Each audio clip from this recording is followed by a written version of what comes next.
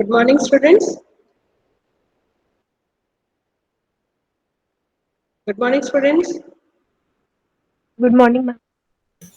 Good morning, ma'am. Okay, all of you have your calculator with you, I hope.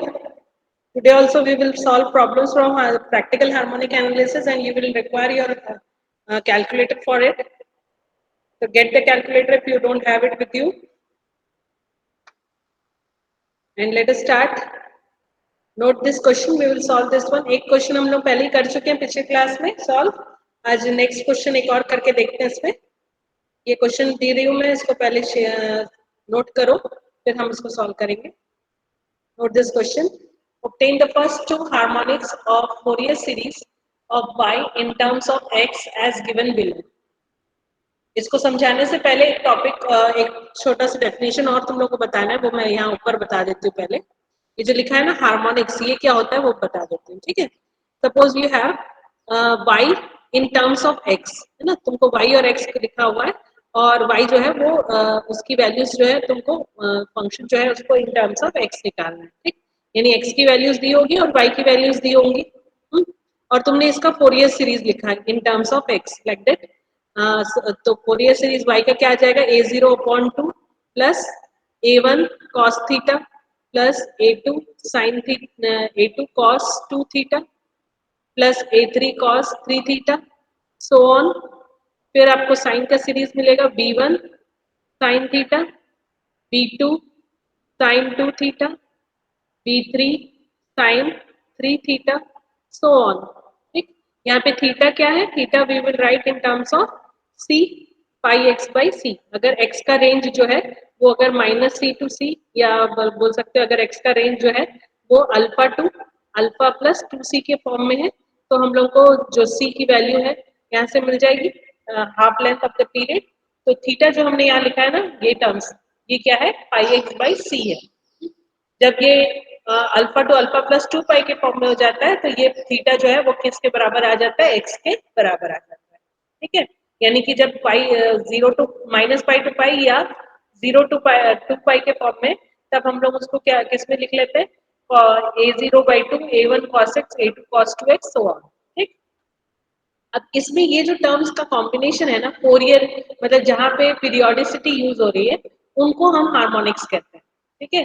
तो ये जो first term है a1 cos theta plus b1 sin theta, इतना term, इसको हम कहते हैं फर्स्ट हार्मोनिक. ठीक. वैसे ये term b2 cos 2 theta plus a2 cos 2 theta plus b2 sin 2 theta, ये बन जाएगा सेकेंड हार्मोनिक. सो ठीक है. ये बन जाएगा थर्ड हार्मोनिक लाइक दिस. तो हार्मोनिक मतलब जो पीरियोडिक टर्म्स है तुम्हारे जिनके साथ पीरियोडिक फंक्शन मल्टीप्लाइड है उन टर्म्स को हम हार्मोनिक्स कहते हैं. ठीक. तो यहाँ पे तुमको अगर तुमको बोल रहे फर्स्ट हार्मोनिक क्या है, यानी तुमको निकालना है a1 cos theta plus b1 sin theta.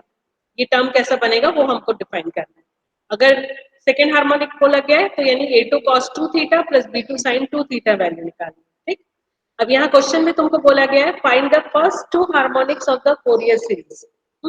तो फर्स्ट टू हार्मोनिक्स यानी हमको a1 cos theta plus b1 sin theta भी निकालना है और a2 cos 2 theta plus b2 sin 2 theta भी निकालना है. यानी कि हमको इस सीरीज को सेकेंड टर्म तक के दोनों पार्ट्स में एक्सपैंड करना है. तो क्वेश्चन बेसिकली तुम्हारा सेम है, पिछले क्वेश्चन में भी तुमने यही किया था. तुम्हारे सीरीज को जो है वो a1 a2 b1 b2 तक के एक्सपैंड किया था. वहां पे क्वेश्चन का फॉर्मेट अलग था. क्वेश्चन क्या था उसमें, उसमें जस्ट लिखा था find the Fourier expansion of the function. ठीक. तब भी तुमने वही किया था. अब यहाँ पे क्वेश्चन बोला गया है फर्स्ट टू हार्मोनिक्स निकालो, तो भी क्वेश्चन वही है. अगर तुमको बोले सिर्फ फर्स्ट हार्मोनिक निकालो यानी a1 cos theta plus b1 sin theta तक के निकालो. ठीक. हार्मोनिक का मतलब इतना ही होता है, लेकिन फिर भी जब भी हम लोग फोरियर सीरीज में कुछ भी सॉल्व करते हैं अगर उसमें a0 आ रहा है तो a0 को जरूर निकालते हैं. यानी कि अगर हमारा सीरीज जो है वो अगर फोरियर सीरीज है या फिर हाफ रेंज कोसाइन सीरीज है तो a0 की वैल्यू निकालने बोले चाहे नहीं बोले तुमको निकालना है. ठीक है. तो a0/2 भी यहाँ पे हम फाइंड आउट करेंगे और ये वैल्यू निकालेंगे a1 cos theta plus b1 sin theta a2 cos theta plus b2 sin 2 theta, ये हमको फाइंड आउट करना है. ठीक है. तो let us start. First thing you required to know is what is the value of n and what is the range. तो यहाँ पे x की वैल्यू का रेंज क्या है, x की वैल्यू कहां से कहां तक जा रही है,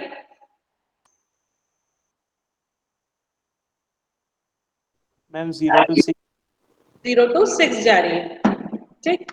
0 पे जो वैल्यू आ रही है वही सेम वैल्यू 6 पे जाके रिपीट हो रही है, तो मैं बोलूंगी कि ये वैल्यू जो है कहां से कहां चेंज हो रही है, 0 to 6 चेंज हो रही है, ठीक है।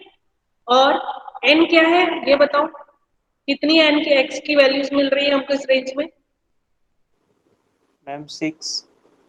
6 की 7, 6 7 क्यों, क्योंकि हमको ये जो रिपीट हो रहा है। वैल्यू में से एक को छोड़ना है ना, या तो हम 0 को छोड़ देंगे या फिर हम 6 को छोड़ देंगे, ठीक। तो जब when we are counting the number of values, so number of values we are getting is 6 again, 1 1 2 3 4 5 and 6, you will leave out the repeated value, okay, तो n equal to 6 है, ओके। देन हमको यहाँ पे जो अपना जो ये मिल रहा है, यहाँ पे तुमको क्या क्वेश्चन बोला गया, फोरियर सीरीज, यानी कि ये जो रेंज है इसको हमको फुल रेंज मानना है अपना, ठीक। तो ये फुल रेंज है, यानी हमारा रेंज किस फॉर्म में होता है, alpha two alpha plus 2c के फॉर्म में होता है। अल्फा की वैल्यू यहाँ से मेरे को मिल रही है 0, तो 2c की वैल्यू कितनी हो गई 6, यानी कि c की वैल्यू क्या होगी 3, ठीक। यानी कि यहाँ पे हमारा c का वैल्यू जो है वो है 3, क्लियर है। c की वैल्यू कैसे समझ में आया क्या, यस मैम। किसी ने मैसेज भेजा क्या अभी,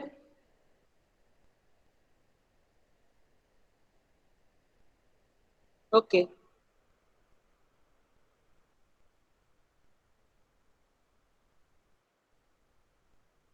ये जरूर देख लेना चेक करते वक्त कि तुम्हारा रेंज जो है वो हाफ रेंज है कि फुल रेंज है, उसके बाद ही तुम्हारा डिसाइड होगा कि सी की वैल्यू क्या आएगी। अगर ये हाफ रेंज होती, अगर हमको यहाँ पे बोलता Fourier sine series, Fourier cosine series ऐसा बोलते हैं, यानी वो क्या होता है हाफ रेंज, तब हम लोग मानते हैं कि ये जो इंटरवल है किस फॉर्म में, 0 to c के फॉर्म में, और उस केस में c की वैल्यू डायरेक्टली 6 आ जाती है।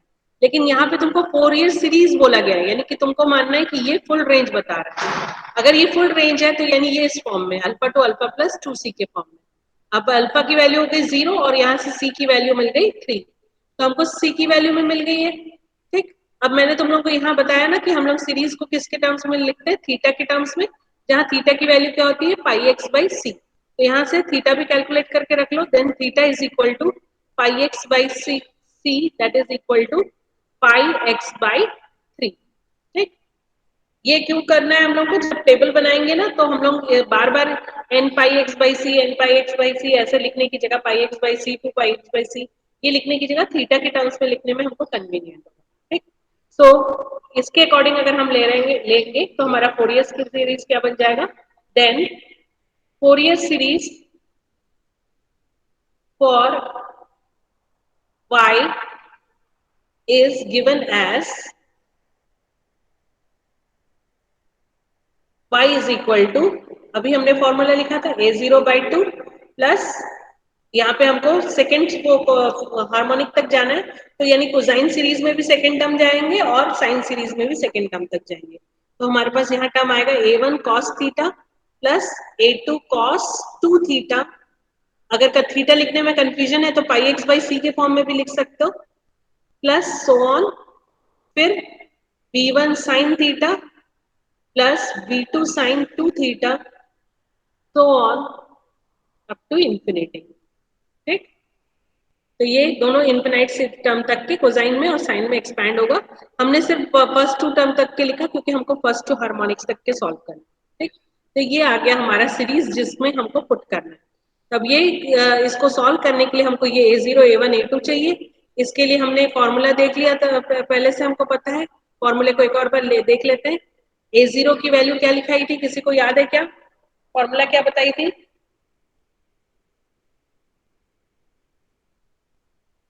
Can anybody tell me, ma'am 2 into summation y yes upon n। upon n, और यहाँ n क्या है? Number of sub hmm? number of sub क्या बोल रहे हो? सुनाई समझ नहीं आया मेरे को। number of sub one of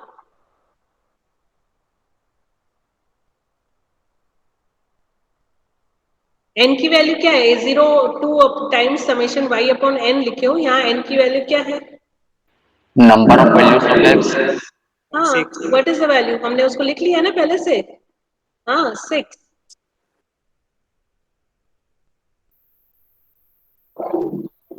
यहाँ शायद वॉइस कट के आ रही थी, मेरे को सुनाई नहीं दे रहा था। चलो, 2/6 इंटू समेशन y आ जाएगा। ठीक, वैसे ही A1 जब मेरे को निकालना है तो उसके लिए फॉर्मूला था 2 times summation of y into cos theta. पिछले क्वेश्चन में -π to π या 0 to 2π के फॉर्म में था, तो हमने सीधा x लिखा था। यहाँ पे क्योंकि c जो है वो पाई के फॉर्म में नहीं आया, तो हम लोग थीटा के फॉर्म में लिख ले रहे हैं, जहाँ थीटा की वैल्यू क्या आएगी? Theta is equal to πx/6, ये हमने लिखा हुआ है पहले से। सो y cos थीटा अपॉन 6 आएगा, यानी कि 2/6 into summation y cos theta. यानी मुझे टेबल में से y cos थीटा की वैल्यू चाहिए होगी। A2 फाइंड करने के लिए मुझे टेबल में से y cos 2 थीटा की वैल्यू चाहिए होगी। A3 के लिए मुझे A3 तो हमको निकालना नहीं है, फर्स्ट टू हार्मोनिक्स तक के सॉल्व करना है। नेक्स्ट हमको B1 निकालना है। B1 के लिए आ जाएगा 2 times summation y sin theta upon 6, सो 2/6 समेशन y sin थीटा।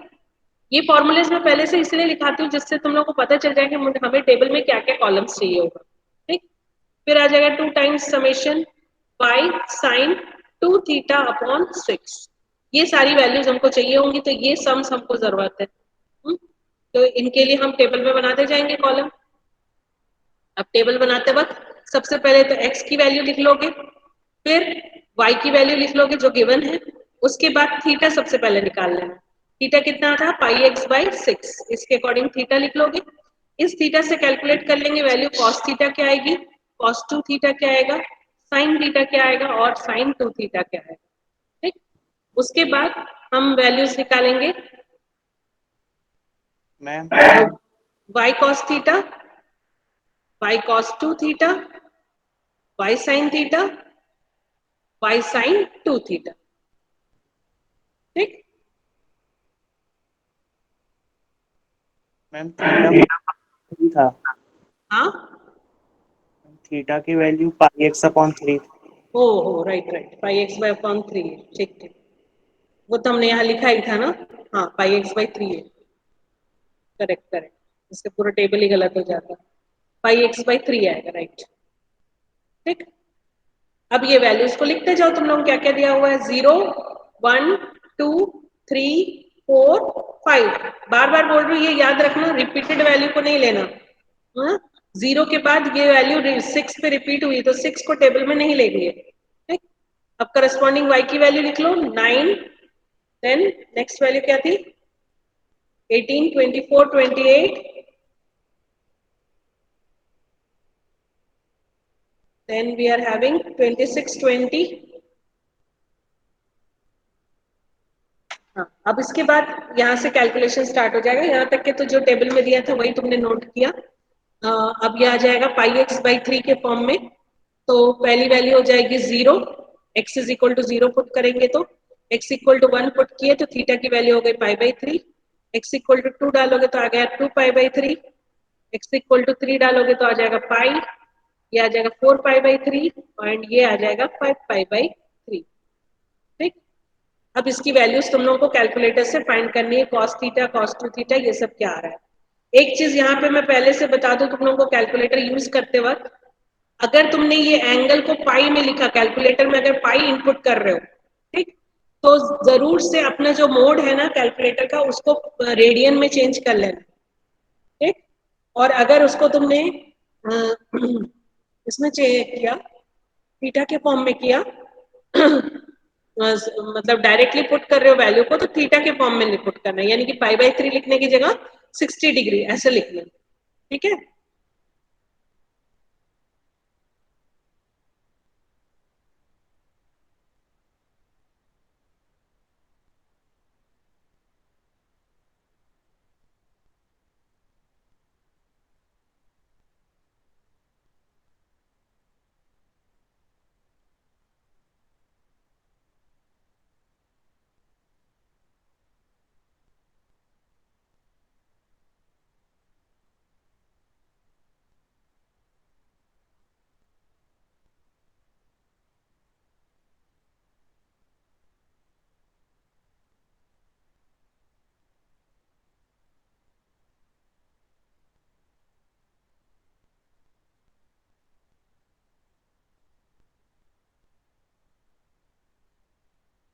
देखो एक बार मैं इसको कैलकुलेटर को तुम लोगों को शेयर करके दिखा देती हूँ कैसा आता है, जिससे ये गलती बहुत ज्यादा करते हैं स्टूडेंट्स, उससे गलत आंसर आ जाता है। मैं इसको तुम लोगों को कैलकुलेटर शेयर करके एक बार बताती हूँ।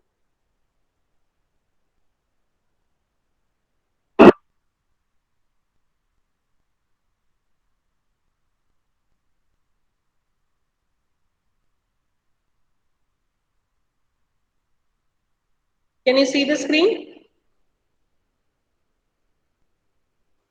No ma'am. नहीं दिख रहा?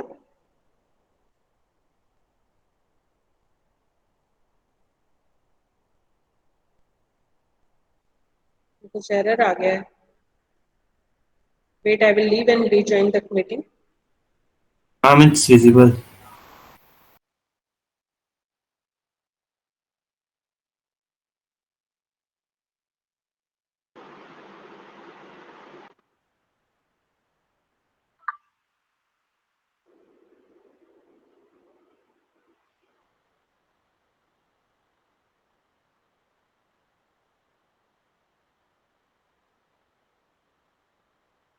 अभी दिख रहा है क्या स्क्रीन?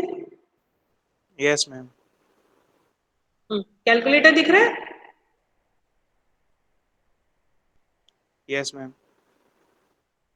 तो देखो यहाँ पे जैसे तुम लोगों को अगर 60 cos 0 निकालना है, cos 0 की वैल्यू हमको मालूम है, तो उसी के बेसिस पे मैं बताती हूँ। पहले इसको क्लियर कर देते हैं। इसमें देखो cos मैं 0 लिखी हूँ, अब इसमें मैं जाके अगर cos निकालती हूँ वैल्यू, तो ये 1 आ रहा है। अगर मैं यहाँ पे 180 करूँ,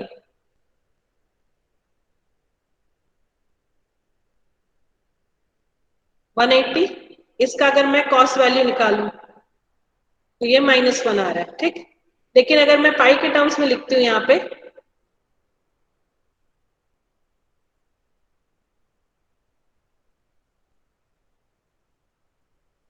पाई की वैल्यू में, और अब अगर मैं cos निकालती हूँ, ये वैल्यू जो है वो क्या गलत आ रही है ना।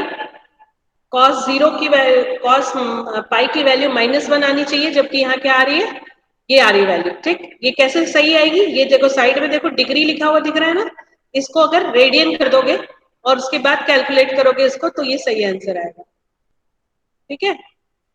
रेडियन में चेंज किया, अब तुम पाई लिखो और उसके बाद उस पर कॉस एंगल लो, अब देखो -1 आ रहा है वैल्यू, ठीक है। तो ये चीज कैलकुलेटर में ध्यान से चेंज करके उसके बाद सॉल्व करना, या फिर बेटर है कि एंगल को डिग्री में ही इनपुट करना कैलकुलेटर में, ठीक है। चलो अब इसके बाद आगे सॉल्व करके बताओ मुझे क्या क्या वैल्यूज आ रही है टेबल में। cos 0 इज 1, cos π/3 यानी cos 60 कितना आता है? 0.5। 0.5। खुद से बनाओ, बना के फिर चेक करना सही आंसर आ रहा है कि नहीं। जब बना लोगे पूरा रो कॉलम तो मुझे बताना कि हाँ बन गया करके ये वाला, तो मैं आंसर शेयर करूंगी।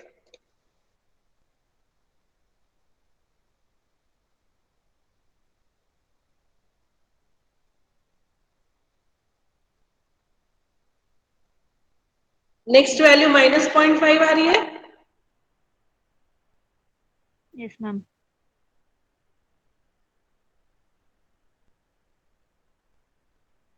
फिर आ रहा है -1, फिर अगेन -0.5, फिर 0.5। देखो ये वैल्यूज आ रही है कि नहीं? Yes, ma'am.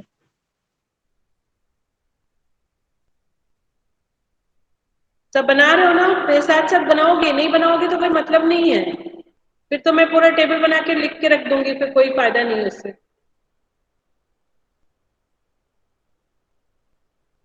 Here also cos 0 is 1, cos यहाँ पे बन जाएगा 2 pi by 3, cos 2 pi by 3 की वैल्यू आई थी -0.5, फिर आएगा cos 4 pi by 3, cos 4 pi by 3 की वैल्यू आई थी -0.5, फिर आ जाएगा cos 2 pi which is 1 again, फिर cos 2 पाई के बाद cos 8 pi by 3, cos 8 pi by 3 क्या आ रही है वैल्यू बताओ? आई थिंक 0.5 आ रही है क्या? -1 आ रहा है। 8 पाई बाई 3 नहीं, -1 नहीं आ सकता, चेक करके देखो। minus 0.5. 0.5.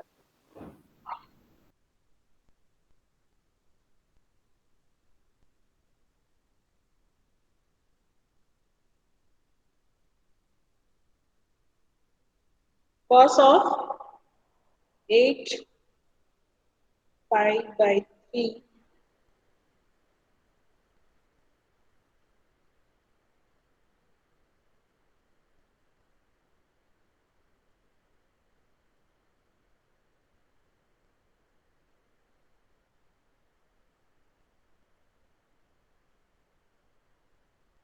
कितनी आ रही वैल्यू? मैम -0.5। Minus 0.5. ओके, और cos 10 pi by 3 -0.5. minus 0.5 again. Yes. Getting all of you are getting these values? Yes, ma'am. Yes. Now get it for sin theta. Sin 0 तो 0 ही आएगा, ये आएगा sin 60 which is 0.867, 0.866 rather ना,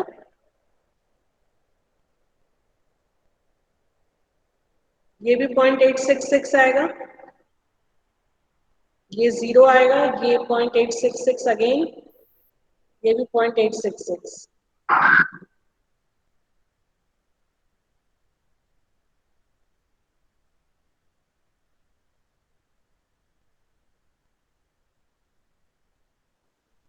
ma'am नीचे का और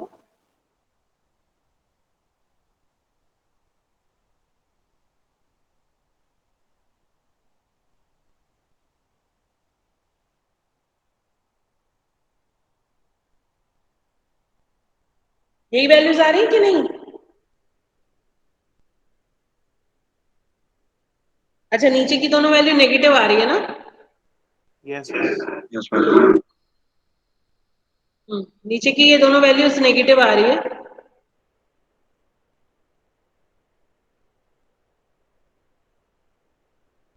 ऊपर की दोनों वैल्यू पॉजिटिव है, नीचे की दोनों वैल्यू नेगेटिव है, आ रहा है सर?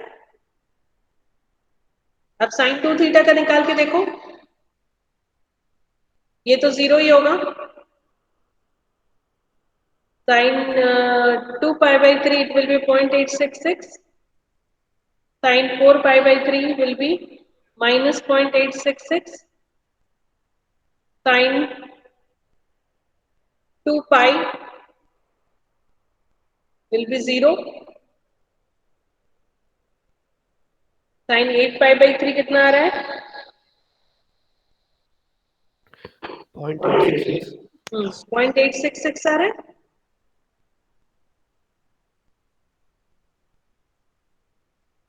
और 10 pi by 3 minus 0.866।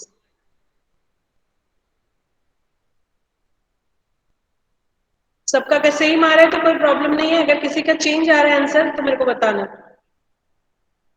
थोड़ा बहुत अप्रोक्सीमेशन होगा, थोड़ा बहुत वैल्यूज चेंज डिफर करेगा, है ना? अब y into cos theta multiply करते जाओ, ये y की वैल्यू, ये कॉस थीटा की वैल्यू, इनको प्रोडक्ट करके इस कॉलम में लिखते जाएंगे। सो 9 into 1 9, 18 into 0.5 again 9, 24 into -0.5 will be -12, 28 into -1 will be -28. 26 into -0.5 will be -13. 20 into 0.5 will be 10. ठीक, वैसे ये वैल्यूज भी कैलकुलेट करेंगे. 9 -9, sorry, first value will be, yes, 9 -9, then it will be -12.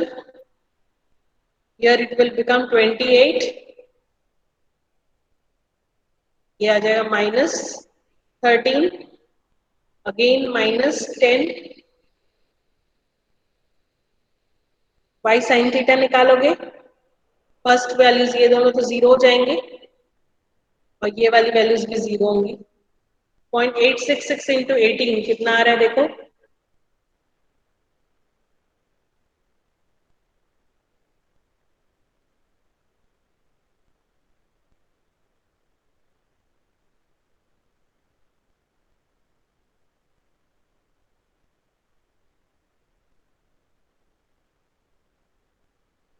$15.588. ये आ रही है क्या वैल्यू?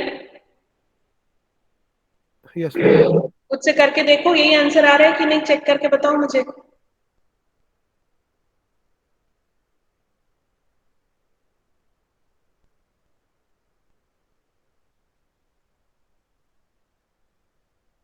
$24 पे आ रही है 20.808.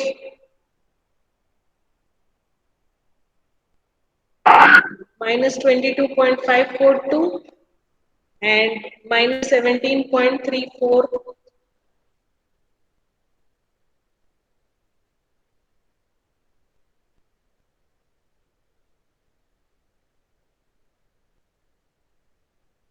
$320 आ रहा है.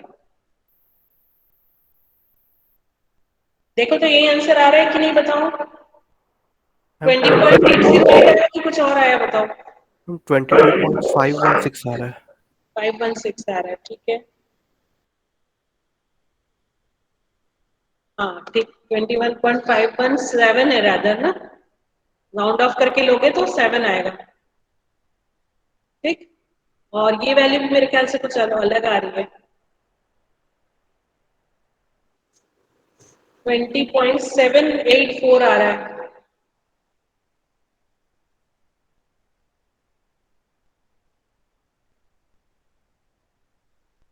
चेक करके देखो तो ये आ रही है कि पहले जो वैल्यू लिखी थी वो आई है. मैम यही आ रही है. चलो इसको नेक्स्ट रो को भी कंप्लीट करो.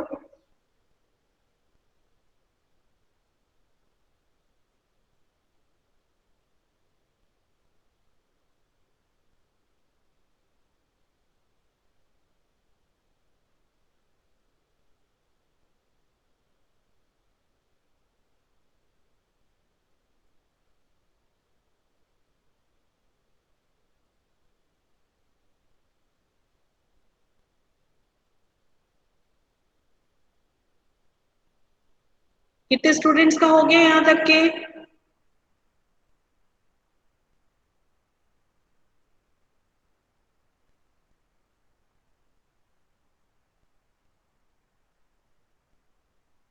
अब देखो कौन कौन से कॉलम का सम हमको चाहिए होगा वो हम लोग देखते जाते हैं. ठीक, A0 की वैल्यू निकालने के लिए हमको ये समेशन ऑफ y चाहिए होगा.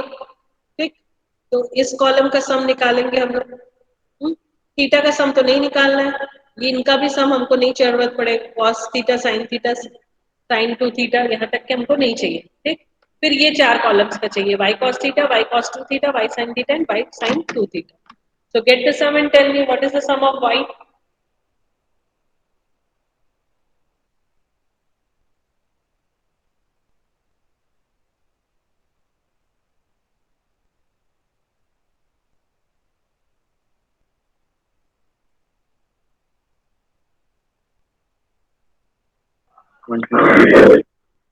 One, 126. yes, 125. ये 126 क्या आ रहा है? 5. ओके, अब बताओ y cos थीटा का सम कितना है?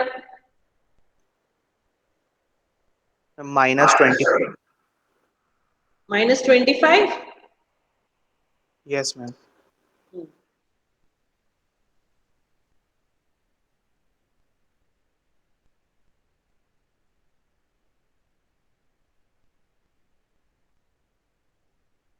Then y cos 2 theta,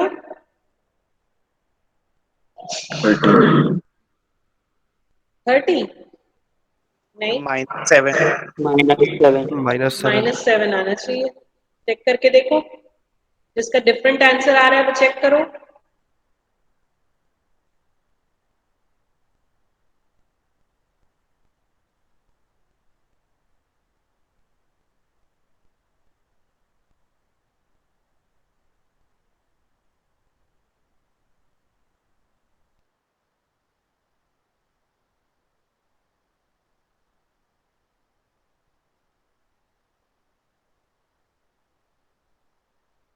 देखो आंसर नियर समवॉट डिफरेंट हो सकते हैं, डेसिमल के बाद की वैल्यूज थोड़ी बहुत डिफर कर सकती है, लेकिन एकदम डबल वैल्यू ट्रिपल वैल्यू ऐसी वैल्यू नहीं आएगी। इसका मतलब तुम्हारे कैलकुलेशन में कहीं गलती गड़बड़ है।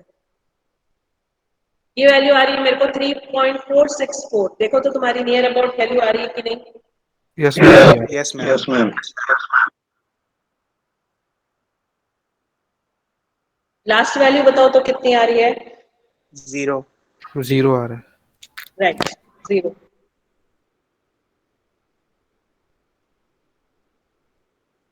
जीरो की जगह किसी का हो सकता है -0.001 आ रहा हो, या किसी का 0.004 आ रहा है। इस तरह की वैल्यू अगर आ रही है तो भी वो एक्सेप्टेबल होती है कि नियरली जीरो के आसपास की वैल्यू भी हो सकता है। डेसिमल के ये जो अप्रोक्सीमेशन हम लेते हैं राउंड ऑफ करने का, इसमें कोई चेंज होने से आंसर अलग आ सकता है। ठीक है, तो ये वैल्यूज आ गई हमारी। अब इसको हम फॉर्मूले में पुट कर लेते हैं। ये सब हमने फॉर्मूले लिखे हुए हैं, तो just put the values and get the values of A0 A1 so on. First value आई थी हमारी 125, it will become 125/3। Then we will have -25/3 A1 की वैल्यू, A2 की वैल्यू आ जाएगी -7/3, B1 की वैल्यू हो जाएगी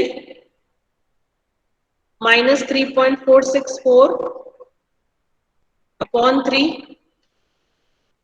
लास्ट तो 0/3 हो जाएगा, यानी 0 ही रहेगा B2। और जल्दी से निकाल के बताओ मुझे A0 कितना आ रहा है?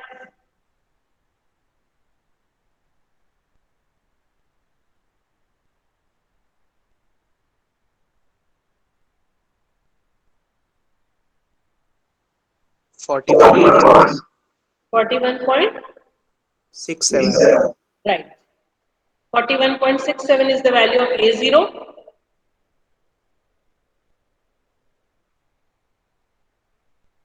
A1 is -8.333.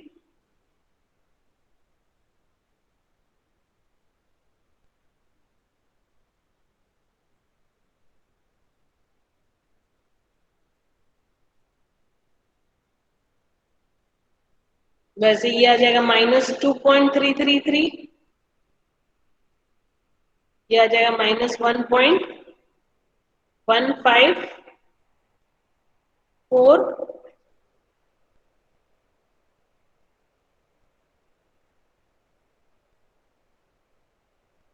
देखो ये आंसर आ रहे हैं कि नहीं? Yes, ma'am. Yes, ma'am. Yes, ma'am. इसमें यही आ इससे रहा है. कभी डिफर नहीं कर रहे, एग्जैक्टली सेम आंसर आ रहे हैं। Yes, ma'am. Yes, ma'am. चलो बढ़िया। तो बना रहे हो ना खुद से सॉल्व करके देख रहे हो ना? क्योंकि ये क्वेश्चंस ऐसे हैं कि मैं तो बता दूंगी, बताने में अगर मैं चाहूँ तो अभी 2 मिनट में ये क्वेश्चन खत्म कर सकती हूँ। I will not give you time. I will just tell you what will be the sum and put it in the formula and solve the problem. But I require you to solve it with me so that you will understand how to do it. And if you have any doubt, you can ask me.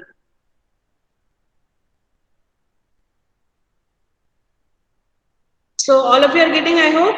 Then let us put it in the formula, in the equation. Equation number 1 में हम इसको put करेंगे. लेकिन देखो यहाँ पे question में क्योंकि इसको बोला गया हार्मोनिक्स में लिखने के लिए, तो हम टर्म्स को लिखते वक्त ना कॉस के टर्म्स एक साथ, साइन के टर्म्स एक साथ ऐसा नहीं लिख के हार्मोनिक के टर्म्स में लिखेंगे, है ना। यानी कि हम सीरीज को कैसे लिख लेंगे, substituting in equation 1, substituting in equation 1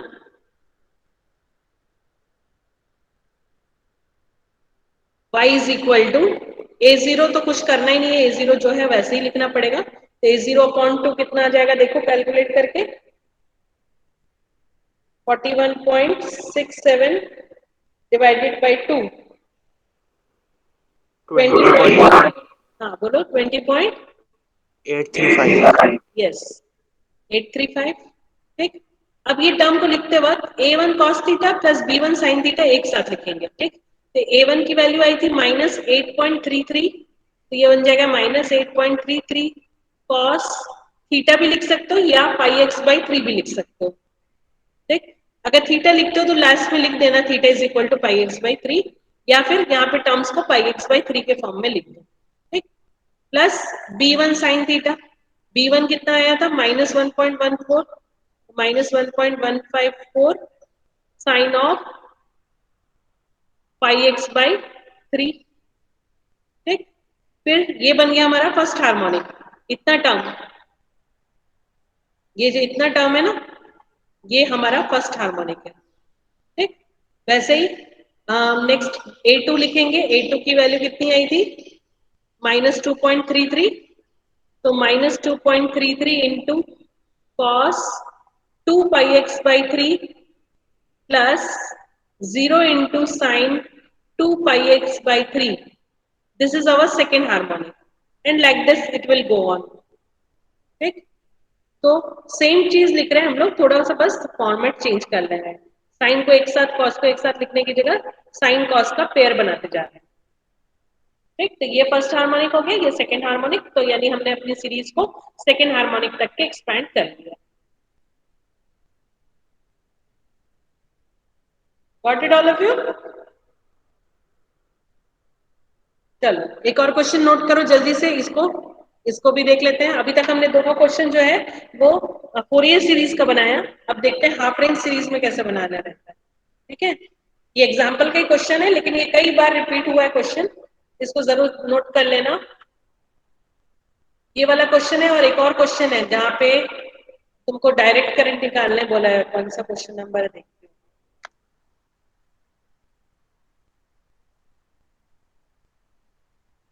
हाँ ये वाला एग्जाम्पल 10.24, ये दोनों क्वेश्चन बहुत इंपॉर्टेंट है, कई बार पूछा गया है। ठीक है, तो एग्जाम्पल 10.26 को नोट करो, फिर हम लोग इसको सॉल्व करते हैं। क्वेश्चन है the turning moment t is given for a series of values of the crank angle theta. यहाँ पे ये मिस प्रिंटिंग है, इतना पार्ट काट देना इसमें से, यहाँ पे सिर्फ एंगल थीटा लिखा है ना, मिस प्रिंटिंग है यहाँ पे।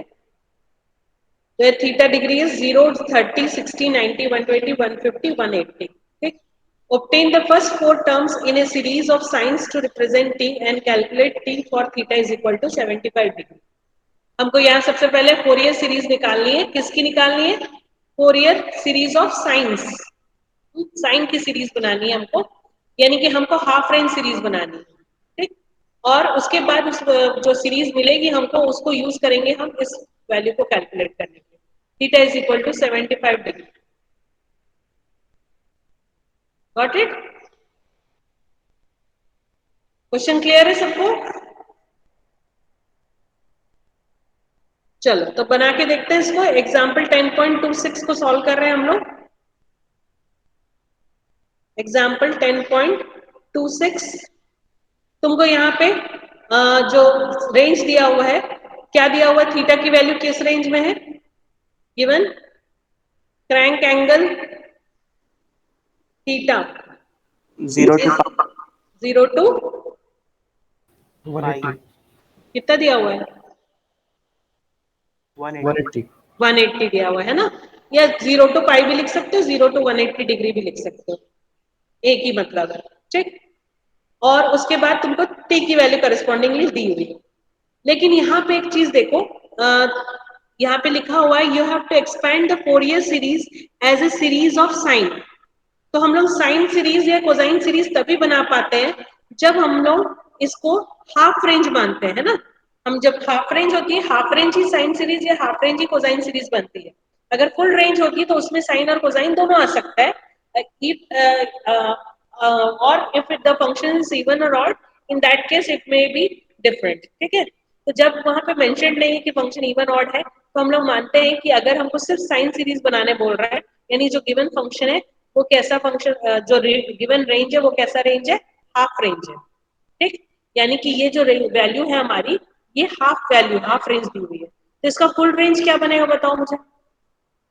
अगर ये हाफ रेंज है तो फुल रेंज क्या होगा, ये 0 to पाई है ना।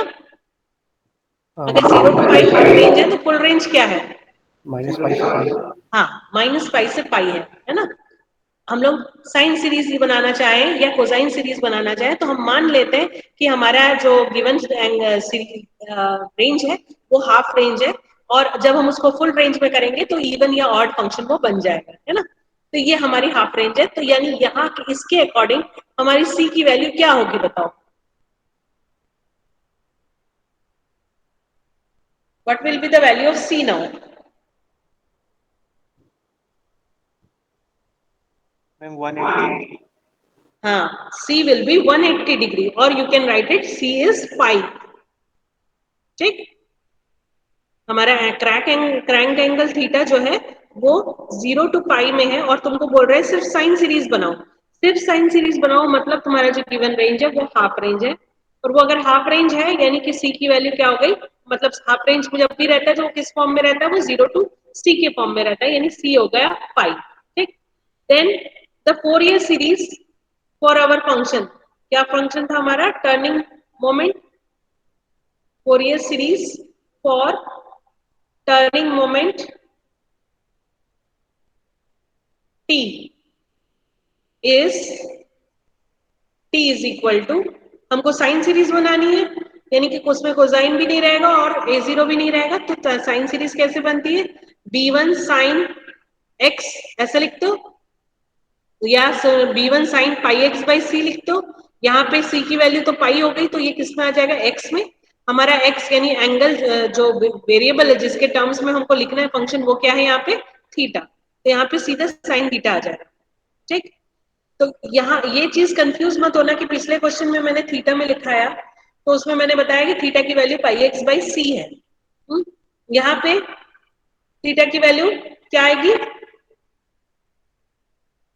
x ही आएगी, यानी यहाँ पे x की जगह ही थीटा वर्ड यूज किया गया है ना। यहाँ पे x जो टर्म है उसमें ना लिख के थीटा में लिखा हुआ है, कंफ्यूज मत होना। ठीक, यहाँ पे तुमको बोला गया फोरियर साइन सीरीज बनाओ, कहाँ तक के बनाओ, फर्स्ट 4 टर्म्स इन सीरीज है ना, फर्स्ट 4 टर्म्स यानी b1 b2 b3 b4 तक जाना है। यानी मेरा जो सीरीज बनेगा वो ऐसा आएगा, b1 sine theta, b2 sine 2 theta plus b3 sine 3 theta plus b4 sine 4 theta, so on. ठीक, अब इसमें से हमको फॉर्मूला ये करना है, b1 b2 b3 b4 निकालना है।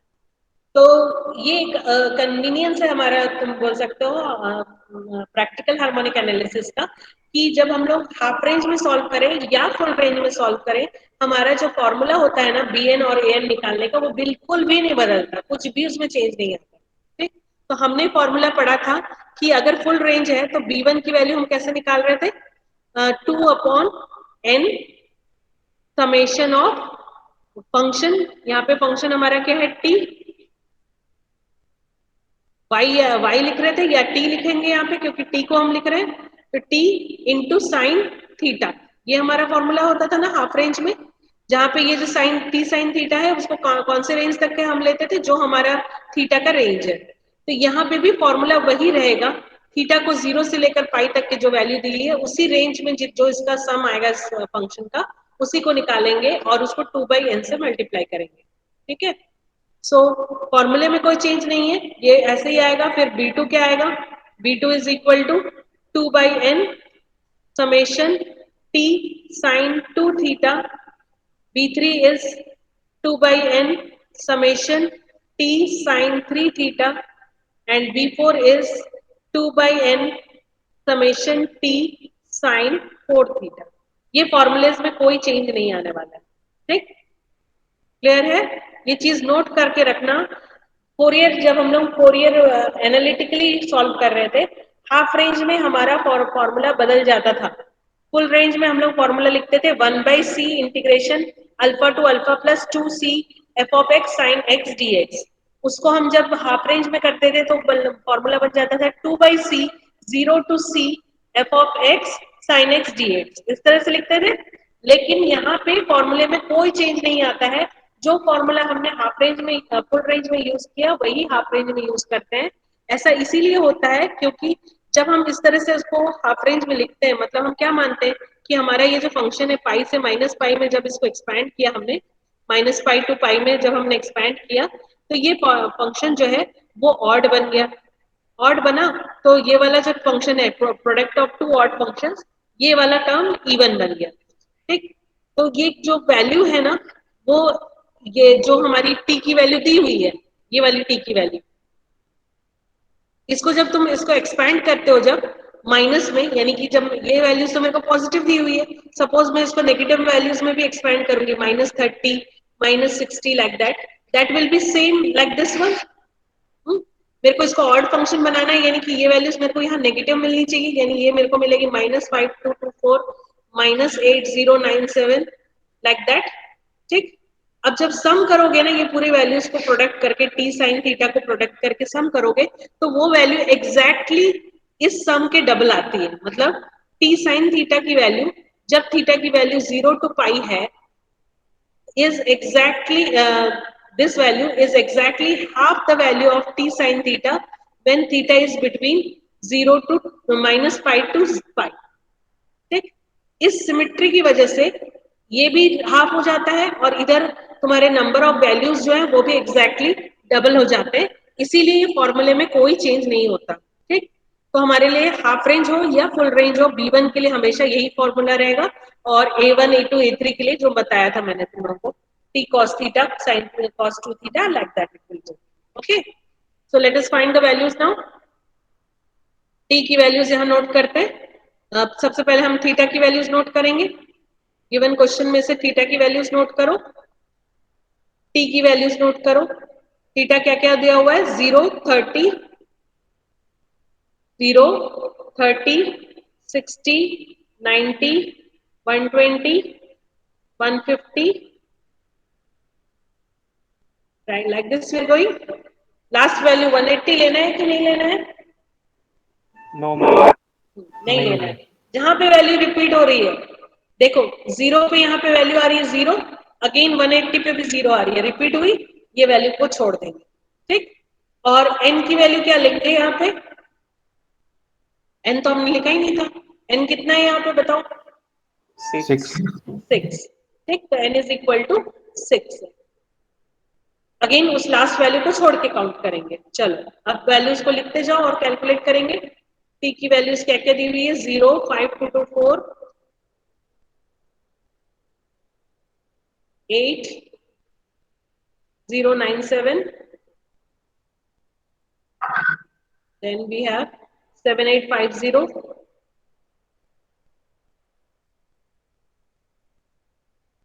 499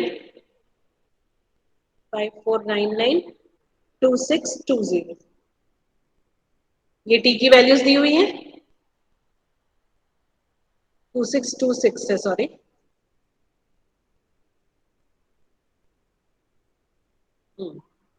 अब हमको क्या क्या चाहिए होगा, sine theta, sine 2 theta, sine 3 theta, sine 4 theta.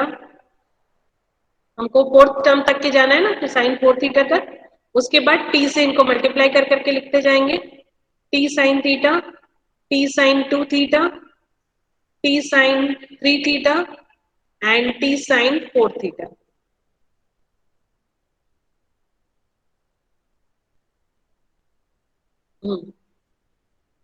So sin theta 0 is 0, Sin 30 1/2 that is 0.5, sin 60 is 0.866, sin 91, sin 120 कितना आ रहा है?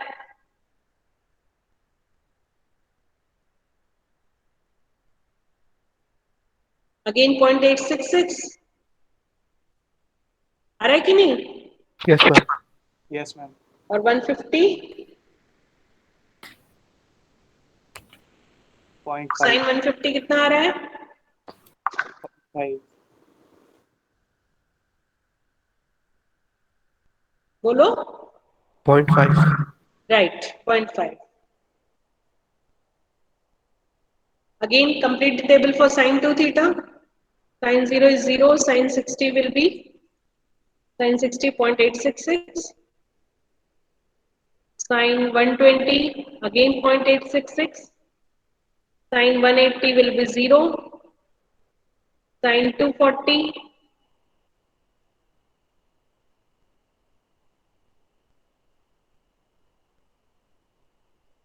minus 0.866, ये भी मेरे ख्याल से minus 0.866 आएगा, देखो sin 300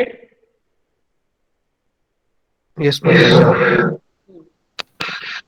फिर sin 3 theta 0 1 90 पे 1 180 पे अगेन 0 270 पे 1 minus 1 कितना आता है? 1 minus 1 आता है ना?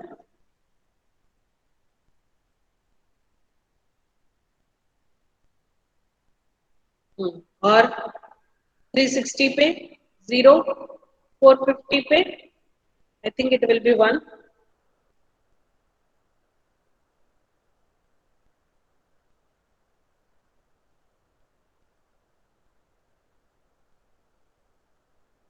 यही आ रहे values. Yes, ma'am.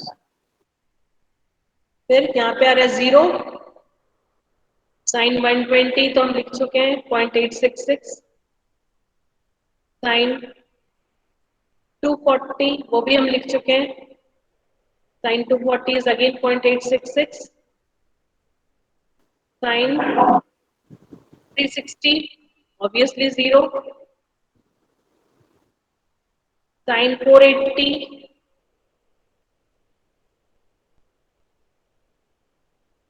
0.866 and sin 600 again minus 0.866. ये दोनों वैल्यू नेगेटिव आ रही है. Ma'am, second last second last value positive. Positive है. ओके और मैम सेकेंड third लास्ट यानी हो गया हमारा 480 ना. हाँ positive right. Ma'am third value third value negative. Negative आ रही है. Yes, ma'am. 240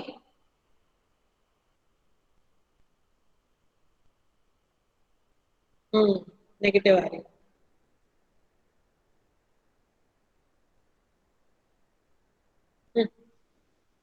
बन गया. इनको कैलकुलेट करके लिखते जाओगे.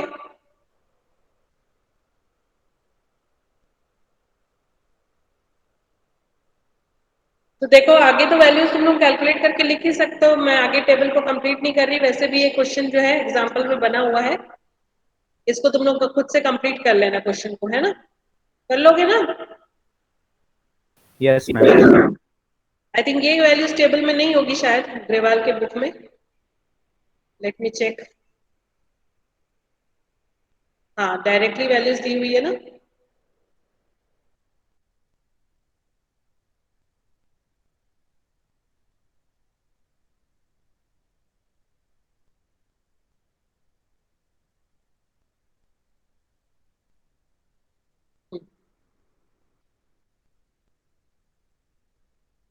ये लोग डायरेक्टली इसको यहाँ पे टेबल यहाँ पे लिख लिए वैल्यूज को, है ना?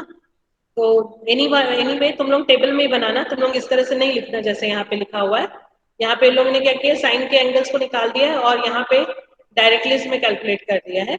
It is not required. It is much more easier if you form the table and complete it and accordingly find the answer. ठीक? Anyway, the final answer should match. The sum should be 7, 850, 5, 1500 and 0 like that. हो सकता है कि थोड़ा बहुत decimal values में changes आए. अगर आते हैं तो मेरे को बताना. एग्जैक्टली सेम आंसर आ रहा है कि चेंज आ रहा है, तुम लोग मेरे को नेक्स्ट क्लास में बताओगे. ठीक है. और क्या बोलते हैं, एक और क्वेश्चन का मैं यहाँ पे थोड़ा डिस्कशन करना चाहती हूँ. तुम लोग जरा ये क्वेश्चन को नोट करो. तो क्वेश्चन बना रहे थे ना, उसको अभी के लिए छोड़ दो, तुम लोग बाद में बनाना, बना के मेरे को आंसर बताना. ठीक है. ये वाला एक क्वेश्चन देखो. देखो ये क्वेश्चन 10.5 10.25. इसमें क्वेश्चन में क्या बोला गया है? First 3 coefficients of the Fourier cosine series. Fourier cosine series मतलब तुमको मानना है कि ये सीरीज जो है ये हाफ रेंज है ना. और ये हाफ रेंज कहाँ पे जाके खत्म होगा? देखो 0 पे शुरू हुआ है तो ये 6 पे खत्म होता है. ठीक. तो हम लोग हाफ रेंज सीरीज जब देखते हैं तो हम लोग मानते हैं कि रेंज जो है वो किस फॉर्म में दिया हुआ है? 0 to c के फॉर्म में दिया हुआ है, और उसको हमको एक्सपैंड करना है -c to c के फॉर्म. तो इस क्वेश्चन के अकॉर्डिंग जो दिया हुआ है उसके अकॉर्डिंग c की वैल्यू 6 आती है. ठीक. c की वैल्यू 6 आएगी, तभी तुम इसको हाफ रेंज कोसाइन सीरीज में लिख सकते हो, और उसके अकॉर्डिंग तुम वैल्यू फाइंड करोगे. लेकिन यहाँ बुक में इसको अपने से ही 60 डिग्री ले लिया. 60 डिग्री यानी कि c की वैल्यू 3 ले लिया है. ठीक. थीटा हमारा आ रहा है 5x/6 यानी कि 30 into x, 30 degree into x. और इन लोगों ने इस बुक में अपने आप से इसको 60 डिग्री ले लिया. इसका कोई जस्टिफिकेशन नहीं दिया गया बुक में. So I will suggest to you, if this question ever come in exam, don't go by this method. ठीक. 60 डिग्री नहीं लेना, क्योंकि इसका कोई जस्टिफिकेशन नहीं है. तुमको अगर फोरियर कोसाइन सीरीज या Fourier sine series word use किया जाता है, means you will have to assume that the given range is a half range. ठीक. और हाफ रेंज अगर लेते हो तो इसका रेंज जो है x का वो आ रहा है 0 to 6, मतलब कि c की वैल्यू 6 हो जाती है, c की वैल्यू 3 नहीं होती है. ठीक. इस क्वेश्चन को इसके अकॉर्डिंग मत सॉल्व करना, एग्जांपल के according. You solve it according to the method I have explain to you. c को 6 लेके उसके हिसाब से सॉल्व करोगे तो ये वैल्यूज में भी चेंजेस आएंगे तुम्हारे. a0 a1 a2 जो इसमें दिया हुआ है वो मैच नहीं होगा. So don't worry about that. Do it by correct method only. Okay? जब भी हाफ रेंज सीरीज बोला गया है कोसाइन सीरीज बनाओ या साइन सीरीज बनाओ, मतलब तुम हमेशा उसको हाफ रेंज मान के ही सॉल्व करोगे. ठीक. नहीं तो एक स्टैंडर्ड मेथड नहीं रखोगे तो कंफ्यूज हो जाओगे, कहाँ पे क्या करना है कहाँ पे क्या नहीं करना है. ठीक है. तो ये क्वेश्चन को थोड़ा अपने से बना के देखना, मेरे को बताना तो ये क्वेश्चन में क्या आ रहा है, वैल्यूज चेंज क्या क्या चेंज हो रहे हैं. a0 तो सेम आएगा, a1 और a2 और a3 की वैल्यू तुम्हारे लिए क्या आ रही है? On considering c as equal to 6, what you are getting the values, you will tell me in the next lecture. Okay? Understood? Yes. क्या ये टॉपिक क्लियर है? मैंने तुम लोगों को शुरू में भी बताया है, काफी इंपॉर्टेंट टॉपिक है इस यूनिट का, क्योंकि इससे 8 मार्क्स का एक क्वेश्चन कंपलसरी आएगा. बाकी सारे टॉपिक से मिला के 2 क्वेश्चन आएंगे 8 मार्क्स के, और एक इस टॉपिक से एक क्वेश्चन कंपलसरीली आता है 8 मार्क्स का. ठीक. और बहुत ज्यादा कॉम्प्लिकेटेड भी नहीं है, इजी है. बस फॉर्मूला क्या पुट करना है और कैसे टेबल बनाना है वो सब क्लियरली समझ में आना चाहिए. So that will be done only with practice. मैं बना के दिखा दूंगी तो it's very easy. You will have to do it on your own and understand what our problems you are facing. Okay. So in the next lecture you will ask me any doubts you have. If you don't have any doubts, I will proceed to the next topic. Ma'am हाँ बोलो. Ma'am क्या बोलते हैं, offline exam confirm हो गया क्या? हाँ offline सीटी का मुझे कंफर्म नहीं है, सीटी में भी ऑनलाइन हो सकता है, लेकिन फाइनल एग्जाम ऑफलाइन होगा ये कंपलसरी है. सीटी का अभी तक हमको कोई इंस्ट्रक्शन नहीं आया है. आई थिंक सीटी भी ऑफलाइन होने वाला है. तो मैम वो नोटिस आएगा ना मैम कि क्या बोलते हैं सारे बच्चों को ऑफलाइन के लिए? हाँ नोटिस आएगा ना, जो भी इंस्ट्रक्शन रहेगा नोटिस आएगा, लेकिन ये मान के चलो कि फाइनल एग्जाम तुम लोग को ऑफलाइन देना पड़ेगा. ये सब नहीं, सीटी की व्यवस्था थी मैम. हाँ सीटी के लिए था मैम कि सीटी अगर ऑफलाइन होगा या नहीं होगा. सीटी का तो अभी तक कुछ इन्फॉर्मेशन नहीं आया है. मैं डेफिनेटली पहले से तुम लोगों को इन्फॉर्म किया जाएगा, जिससे कि तुम कुछ भी अरेंजमेंट करना हो तो कर सको. Exactly. अभी तक तो इन्फॉर्मेशन नहीं आया है कुछ. Okay ma'am. ओके. अटेंडेंस में रिकॉर्ड कर रही हूँ 2 मिनट. हाँ हो गया attendance record. You can leave the meeting. Thank you. Thank you ma'am. Thank you. Thank you, ma'am. Do solve the problems and tell me whatever difference you are getting, huh? Yes, ma'am. Yes, ma'am.